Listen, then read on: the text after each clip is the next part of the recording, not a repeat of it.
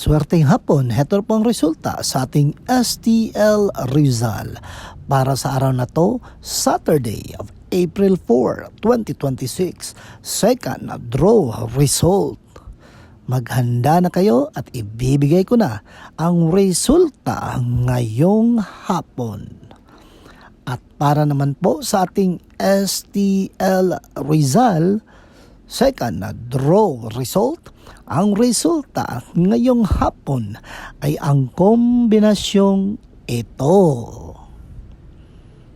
Sana po sa panahon ng Holy Week ay mag-ingat kayo sa iyong pag-uwi galing sa bakasyon. At dapat wag nating kalimutang magdasal sa lahat ng blessings na ating natanggap galing sa Panginoon. Okay? Ingat kayo palagi. Don't forget to subscribe, Purple Green TV. Paki-like, share at comment po. Thank you!